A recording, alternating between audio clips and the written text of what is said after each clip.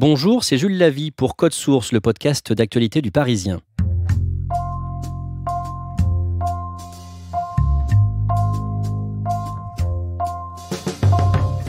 On a tous en tête les vidéos divulguées par l'association de défense des animaux L214. Les images qui vont suivre sont pour le moins répugnantes et même choquantes, tournées dans un abattoir, diffusées ce matin par une association de défense des animaux L214. Des images ont été tournées, elles font froid dans le dos. Des images chocs, prises clandestinement dans des abattoirs ou des élevages. Elles ont sans doute participé à la chute de la consommation de viande en France, une baisse de 12% en 10 ans. Au départ, en 2008, L214, c'était une minuscule association, 2 militants, un couple qui partageait un rêve, changer notre regard sur la condition animale.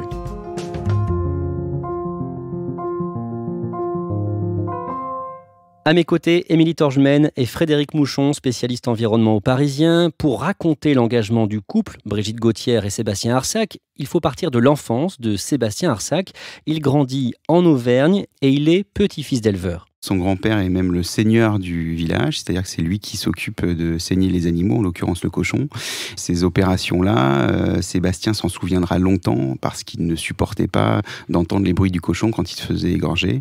Par ailleurs, il avait un chien à l'époque et il s'est rendu compte qu'un chien pouvait avoir des sentiments, qu'il pouvait être heureux, malheureux, comme nous les humains. Donc c'est vraiment un milieu, l'élevage qu'il connaît. C'est un milieu dans lequel il a grandi. À l'époque, il mange de la viande. Son plat préféré, c'est même la langue de bœuf sauce madère. Donc il aime la viande. Il vit dans un milieu qui est pour le coup aux premières loges, puisqu'on tue les animaux pour les manger. Brigitte et Sébastien vont se rencontrer au lycée. Et en 1993, quand ils ont tous les deux 20 ans, Sébastien va avoir un déclic. Oui, il raconte ça assez fréquemment. Il a un déclic en lisant une BD qui s'appelle Le Lama Blanc, alors qu'il mange du lard en même temps. Cette BD montre en fait un moine tibétain qui réalise que sa souffrance, donc la faim, le froid, c'est pas grand-chose comparé à un cochon qu'on a tué pour le manger. Il décide avec Brigitte de finir leur frigo. Il devait y avoir de la viande et du poisson. Ils finissent ces protéines animales-là et ils n'en mangeront plus jamais. 318,7 millions de tonnes. C'est la quantité de viande produite dans le monde en 2015 grâce aux 66 milliards de bêtes que nous élevons chaque année. 26% de plus qu'en 2003, il y a 12 ans. Et rapidement, ils vont décider de se consacrer à ce combat. Avec quel objectif précisément ?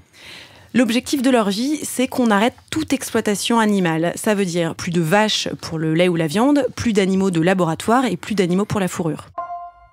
Est-ce que vous pouvez, Frédéric Mouchon, nous présenter Brigitte Gauthier et Sébastien Arsac ? Elle est une ancienne prof en disponibilité, lui, ancien esthète. Ils ont 2 enfants, ils ont vécu à Lyon, aujourd'hui ils vivent à Paris, leurs enfants sont véganes comme eux.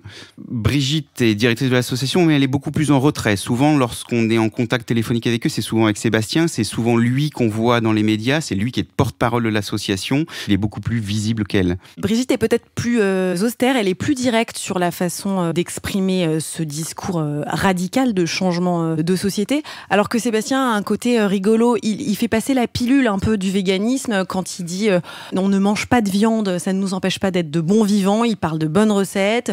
Il a une façon de vendre cette façon de vivre en disant maintenant c'est simple, il y a même de la malbouffe végane. Et lorsqu'on est allé les rencontrer à Lyon, ils prenaient vraiment un plaisir à nous cuisiner la nourriture végane et franchement, c'était bon. Et il veut expliquer que le véganisme, c'est pas vivre à la bougie et dans une grotte. Et ils vont tous les deux abandonner leur premier métier, donc l'éducation, pour s'engager dans des ONG. Pour Sébastien Arsac, d'abord la SPA, où il sera déçu du manque d'action concrète. Et puis Wellfarm. Wellfarm se bat pour améliorer les conditions de vie des animaux d'élevage. Nous informons et sensibilisons le grand public aux conditions d'élevage des animaux. Qu'est-ce qu'il va retenir de cette expérience ? Wellfarm, il va y travailler 2 ans et c'est une association extrêmement sérieuse et on peut penser qu'il aura retenu justement tout ce sérieux, cette connaissance très scientifique. Il travaille avec des vétérinaires. Chez Wellfarm, on travaille avec des vétérinaires. Chez L214, on travaillera avec des vétérinaires. Il travaille avec des juristes pour construire des dossiers très sérieux. Chez L214, il fera pareil. Au début des années 2000, ils décident de créer ensemble une association, Stop Gavage. Comment leur vient cette idée ? Alors, Stop Gavage, c'est une association qui doit interdire la production de foie gras en France. L'idée leur vient parce que ça semble un combat simple, un combat fort, pour la simple et bonne raison que le gavage d'oies et de canards pour faire du foie gras, c'est la seule pratique qui oblige à rendre un animal malade pour produire un produit alimentaire. Donc, ils pensent que c'est-à-dire, éthiquement... pourquoi ? En réalité, quand on fait du foie gras, on sature le foie, mais aussi tout le reste du corps du canard pour qu'il produise beaucoup de gras. Donc on le rend obèse, on le rend malade. Et d'ailleurs, énormément de pays l'ont interdit. Et quelles sont leurs premières actions ? Leur première action est d'intervenir dans des élevages d'oies et de canards. Donc là, c'est Sébastien Arsac qui y va. Il y va avec le caméscope familial et il filme la façon dont sont tués et gavés les oies et les canards. L214, cette association végétarienne pénètre clandestinement dans les locaux du principal fournisseur des grands chefs parisiens. Ici, les canards sont engraissés en une dizaine de jours seulement et nourris à la pâte de maïs. C'est leur première vidéo un peu choc où les gens découvrent comment on gave des oies et des canards et dans des conditions parfois pas très reluisantes. Un producteur de foie gras devant le tribunal correctionnel. En fait, c'est une association qui est à l'origine de la procédure. Elle avait tourné et rendu publique une vidéo choquante. Qu'est-ce qu'ils se disent à ce moment-là ? Et là, ils se disent qu'en relayant des vidéos, on peut toucher le grand public sans pathos, juste en expliquant comment sont pratiqués le gavage, comment sont élevées les bêtes qui donnent du foie gras. Et ils se disent ça peut avoir un impact sur le grand public. En 2008, Brigitte Gauthier et Sébastien Arsac créent L214, éthique et animaux, en référence à l'article du Code rural L214 qui, pour la première fois en 1976, désigne les animaux comme des êtres sensibles. Quel est leur but ? Leur but est d'arrêter toute exploitation animale. Ça, c'est leur but final. En créant L214, ils veulent montrer que quand on mange de la viande, on tue un animal. Montrer que quand on boit du lait, on tue un animal. Montrer que quand on mange des œufs, on tue aussi des animaux. Est-ce qu'ils se revendiquent d'un courant politique ? Non, L214 ne se revendiquera jamais d'un courant politique. Ils vont créer aussi un site internet qui s'appelle Politique et Animaux, où en fait ils vont scanner tous les partis politiques sous le prisme de la prise en compte du bien-être animal, mais jamais ils ne se prononceront d'un côté ou de l'autre de l'échiquier politique. Plusieurs auteurs ou activistes vont les inspirer, notamment Henri Spira et Peter Singer. Qui étaient-ils d'un mot et qu'est-ce qu'ils vont chercher chez eux ? Peter Singer, c'est le théoricien de l'antispécisme. C'est lui qui va mettre en place une philosophie très complète pour expliquer que les animaux sont l'égal de l'homme. Spira, c'est peut-être plus intéressant parce qu'il est plus pratique. C'est un journaliste américano-belge. Henri Spira cherche à interdire un maximum les expérimentations animales pour les cosmétiques. Pour le rouge à lèvres, pour les crèmes dermato. L'idée, c'est que ce sont des pratiques d'un autre temps et que le grand public ne peut pas accepter qu'on tue des animaux simplement pour tester des crèmes de beauté. Là où l'association L214 s'inspire de ces intellectuels, c'est qu'elle se dit, si tout de suite on dit ne mangez pas de viande, ne mangez pas de poisson, c'est pas bien, forcément les consommateurs ne suivent pas. Donc en fait, c'est la politique des petits cailloux. En fait, ils se disent, on va montrer dans une vidéo comment sont élevés les canards, comment sont élevés les poules, comment sont élevés les bœufs, et ils se disent qu'avec cette politique de petits pas, ils parviendront petit à petit à leur but. Avec L214, Sébastien Arsac et Brigitte Gauthier s'attaquent donc à la filière viande. Est-ce que c'est difficile d'avoir des informations sur les abattoirs et sur la filière viande ? Concrètement, nous, quand on leur pose des questions, quand on essaie de faire des reportages, par exemple, c'est toujours non. Donc, les seules fois où on a pu rentrer dans des abattoirs, en ce qui me concerne, c'est avec des parlementaires lors d'une commission d'enquête parlementaire. Donc, on ne peut pas refuser l'accès à des parlementaires. Même le ministère de l'Agriculture divulgue très peu d'informations sur ce secteur-là. Le but de l'industrie de la viande, c'est très clair, c'est de déconnecter l'image de la viande qu'on mange des animaux morts qu'on tue pour les consommer. Frédéric Mouchon, quelle va être la première action d'L214 ? Alors la première action d'L214, c'est de nouveau Sébastien Arsac qui l'amène, toujours avec son caméscope. En fait, il intervient, il se fait embaucher dans un abattoir de Charal à Metz. Il montre des bœufs, des cochons qui sont sur la chaîne d'abattage, et on voit notamment des bœufs qui sont sur la chaîne d'abattage, qui sont censés être étourdis avant d'être saignés. Lorsqu'ils sont saignés, ou entre l'étourdissement et le saignement, on voit que ces animaux se réveillent, donc souffrent beaucoup. Pour l'abattage standard, les bovins sont étourdis puis suspendus à la chaîne d'abattage. Mais au lieu d'être immédiatement égorgé comme l'exige la réglementation, l'employé chargé des mises à mort accumule du retard, ce qui entraîne une reprise de conscience des animaux avant leur égorgement. Là aussi, s'ensuivent de longues agonies. La vidéo est mise en ligne et ça suscite une telle émotion dans le grand public que le ministère de l'Agriculture est obligé de réagir et de demander une sorte d'audit de ce qui peut se passer dans les abattoirs. Et avec ces vidéos, ils vont avoir de plus en plus de soutien et d'aide. Oui, parce que Sébastien Versac peut pas se démultiplier, il peut pas aller systématiquement dans les abattoirs, et puis maintenant il commence à être un petit peu connu. Donc ils ont ce qu'ils appellent aux États-Unis, ils interviennent undercover. Donc soit ils se font embaucher certains de leurs militants dans des abattoirs, et les militants ensuite filment ce qu'ils y découvrent. Soit ce sont des salariés de ces abattoirs qui jouent le rôle de lanceurs d'alerte et qui les préviennent de conditions d'abattage qui ne respectent pas les règles. Ou la dernière possibilité, c'est aussi des inspecteurs vétérinaires ou d'anciens inspecteurs vétérinaires qui les préviennent en leur disant « Attention, dans cet abattoir, il se passe des choses pas belles à voir ». Et le problème au début, c'est que le grand public a du mal à croire que ces vidéos sont vraies. En fait, les vidéos sont tellement gore, on va dire, tellement violentes, tellement saignantes que on se demande si c'est pas des vidéos inventées. Et c'est d'ailleurs ce sur quoi jouent les industriels en disant non mais c'est pas possible, ça a pas été tourné chez nous, on ne fait plus ça. Et la grande force d'L214, c'est qu'ils font systématiquement des vidéos qui sont véridiques et ils tiennent à ça. Ils les font même expertiser par des vétérinaires qui me disent si les choses faites dans les abattoirs sont légales ou pas. Même moi, au début, quand je les connaissais pas, L214, je me disais non, c'est pas possible, des vidéos comme ça, c'est trop dingue. Et aujourd'hui, quand ils nous envoient une vidéo, on sait que c'est vrai. Le premier gros coup d'éclat, ce sera en 2015 avec la vidéo de l'abattoir d'Alès dans le Gard. Racontez-nous ça. Oui, là, donc ils vont filmer. C'est un abattoir où il y a des cochons, des chevaux, des bœufs qui sont abattus dans des conditions d'hygiène que L214 considère comme impossibles. On voit des animaux sur la chaîne d'abattage, sont dans un état de souffrance, se réveillent alors qu'ils sont censés être étourdis avant d'être tués. C'est une vidéo qui, celle-là, fait beaucoup de bruit et beaucoup de vues. Lorsqu'ils la diffusent, celle-là et celles qui suivront font des millions de vues sur Internet. Et dans la foulée, une autre vidéo d'L214 va faire scandale. Oui, celle-ci, elle se passe au Vigan, donc toujours dans le Gard. C'est un petit abattoir qui se consacre uniquement aux moutons. Ça va faire doublement scandale. D'abord, cet abattoir produit de la viande bio, dont on pourrait attendre plus de bienveillance. Et par ailleurs, elle montre des images terrifiantes. Là, ce sont les opérateurs qui sont sans aucun doute en train de maltraiter des moutons. Il y a un opérateur qui fracasse la tête d'un mouton contre le mur. Donc là, ça n'a aucun rapport avec le travail qui doit être pratiqué dans un abattoir. On voit d'autres opérateurs qui ricanent en électrocutant en réalité des bêtes. Là, ça va faire un scandale terrible. Le grand public réagit évidemment mal à ces vidéos qui font des millions de vues sur Internet, sont aussi repris dans les grands médias, dans les journaux télé le soir et obligent les autorités publiques à réagir. Est-ce qu'il va y avoir des conséquences pour ces deux abattoirs ? Alors, sur ces abattoirs, il faut savoir qu'ils vont être fermés administrativement immédiatement après les vidéos de L214. On ne passe même pas par la justice, les vidéos suffiront. Dans le cas de l'abattoir d'Alès, il va réouvrir quelques mois après et la direction va écoper de fortes amendes. Dans le cas du Vigan, ça va aller beaucoup plus loin puisque l'opérateur qui fracassait la tête d'un mouton, lui, va prendre de la prison avec sursis. Et comment réagit la classe politique ?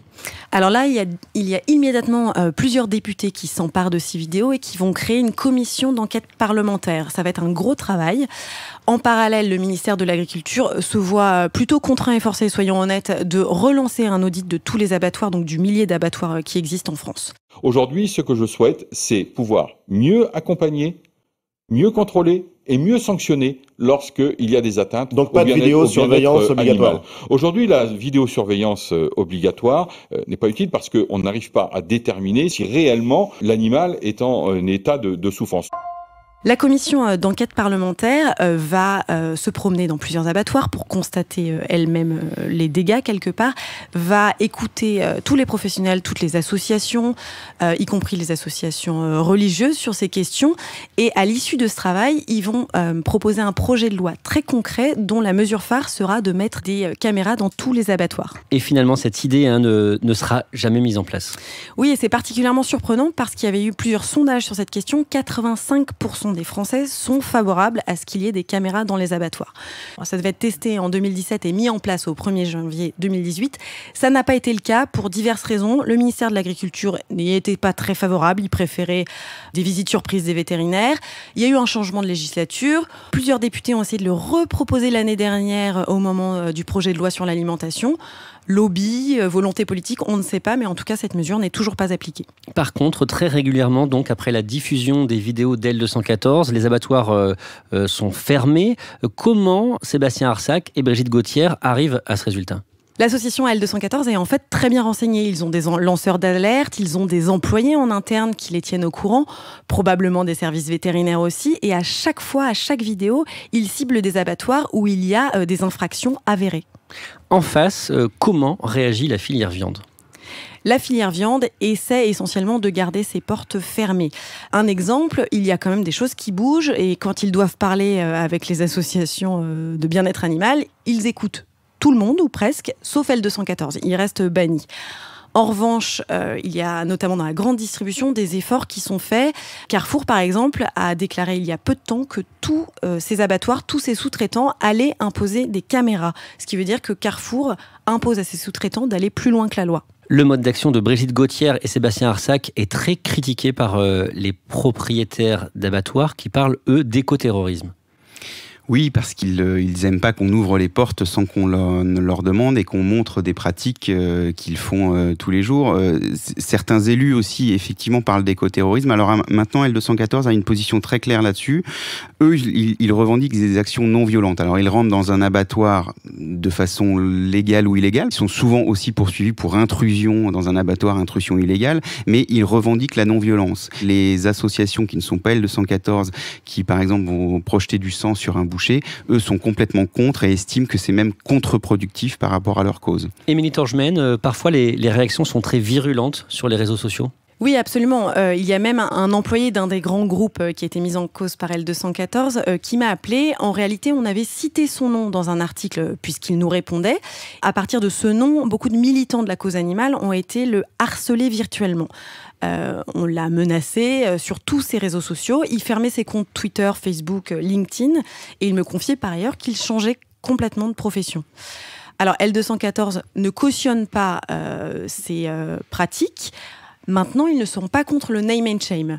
Name and shame, c'est-à-dire ? Name and shame, c'est-à-dire on donne le nom et des entreprises, et des employés, et des directeurs, à chacun d'assumer ses actes. Sébastien Arsac et Brigitte Gauthier n'ont pas peur d'enfreindre la loi. En décembre 2016, Sébastien Arsac est arrêté alors qu'il se trouve dans un abattoir porcin dans les Yvelines. Oui, ça se passe à Oudan. La scène est plutôt rigolote, rétrospectivement. Il est arrêté avec un de ses compagnons militants. Ils sont partis pour une opération commando, récupérer des vidéos. Ils ont placé des caméras cachées. Il faut les imaginer cagoulés.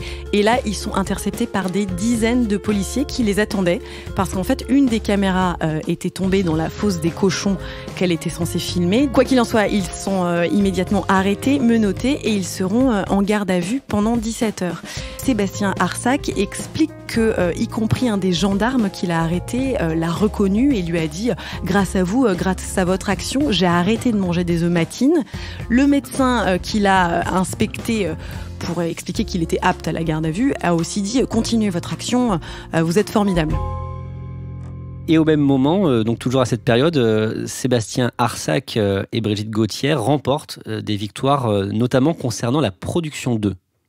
Oui, la production d'œufs, c'est un de leurs gros combats. En fait, il faut savoir qu'on consomme en France 14 milliards d'œufs chaque année, mais cette production se fait dans des conditions parfois très très compliqué. En l'occurrence, il donnait un exemple très concret, c'est qu'une poule, elle a l'équivalent de la taille d'une feuille A4 quand elle est dans une cage. Alors il montre des vidéos qui sont assez insoutenables, on voit des poules avec des ailes cassées, des poules avec le bec tordu, des poules qui souffrent, qui sont complètement pelées. Et leur combat à ce moment-là est de dire aux industriels, arrêtez de vendre des œufs qui sont produits à partir de poules élevées en cage. La première victoire qu'ils ont, c'est que le groupe Monoprix décide de les prendre au mot et dit « Ok, nous, les œufs que l'on vend sous la marque Monoprix ne seront plus issus de poules élevées en cage, mais issus de poules élevées en plein air. » Et après Monoprix, il y a au moins 150 grandes marques, des grands distributeurs qui s'engagent sur le même chemin. Et donc avec tous ces succès, les dons continuent à affluer pour L214. Oui, ça n'a plus rien à voir avec l'association qui a été créée à l'époque où ils étaient 2 finalement dans leur appartement à Lyon. Aujourd'hui, ils sont 60 salariés. Au début, lorsque leur première vidéo fonctionne beaucoup et suscite beaucoup d'adhésion de militants ou de sympathisants, ils arrivent à recueillir 1 million d'euros de dons. Aujourd'hui, dans le bilan 2018, ils sont arrivés à 3,8 millions d'euros de dons. Et ils sont soutenus par de très nombreuses personnalités. Ça, c'est un peu aussi leur grande force. Ils se sont encore une fois appuyés sur une association américaine qui fonctionnait comme ça. C'est qu'ils arrivent à associer à leur combat des stars. La dernière en date sur les vaches à hublot, c'était Nagui qui commentait leurs vidéos. Ce que j'ai vu dans cette nouvelle enquête de L214 m'a profondément choqué. Mais il y a eu aussi Sophie Marceau. Il y a 40 ans déjà, la romancière Marguerite Yourcenar évoquait le supplice des poules pondeuses en cage. Aujourd'hui, nous en sommes toujours là, au même point. Hélène de Fougerolles, on l'a dit, Stéphane Bern. Les animaux sont des êtres sensibles et sont reconnus comme tels dans le Code civil français depuis 2015. Les personnalités, l'utilisation massive des réseaux sociaux, Sébastien Arsac et Brigitte Gauthier, ils ont donné un coup de jeune au militantisme ? Oui, vraiment. C'est-à-dire qu'on n'est plus sur les associations à l'ancienne où on montre un animal et on dit adoptez-le. Là, ils pointent du doigt des pratiques. Ils savent parfaitement utiliser les réseaux sociaux. Ils savent que les jeunes fonctionnent beaucoup à la vidéo, que ce sont des images choquantes. Et de fait, grâce à ces vidéos, ils ont réussi à faire bouger les choses parce qu'ils se sont adaptés à leur temps. Finalement, quelle est la plus grande victoire de Sébastien Arsac et Brigitte Gauthier ? L'une de leurs grandes victoires est d'avoir traduit leur combat au niveau politique sans être mêlés eux directement. On l'a vu aux dernières élections européennes. Le parti animaliste a fait presque 2,5%, ce qui est l'équivalent du parti communiste, ce qui est énorme pour un parti qui n'existait pas ou qui était quasiment inexistant il y a quelques années. Nous mangeons de moins en moins de viande en France. Oui, la tendance est nette, moins 12% en 10 ans de 2007 à 2016. Au total, 1 Français sur 3 a réduit sa consommation. La plus grande victoire, sans aucun doute, c'est une victoire d'opinion parce que désormais, grâce à L214, grâce à Brigitte et à Sébastien, la plupart des gens se posent des questions sur leur alimentation. Désormais, on reconnecte la viande qu'on mange, ou qu'on ne mange pas d'ailleurs, à l'animal mort qu'on tue dans un abattoir. Merci à Émilie Torgemène et Frédéric Mouchon. Code Source est le podcast d'actualité du Parisien, épisode conçu et préparé par Jeanne Boézek, réalisation et mixage Benoît Laure. N'oubliez pas de vous abonner sur votre application de podcast préférée comme Apple Podcast. Nous sommes aussi disponibles sur Spotify et Deezer. Vous pouvez nous écrire codesource@leparisien.fr.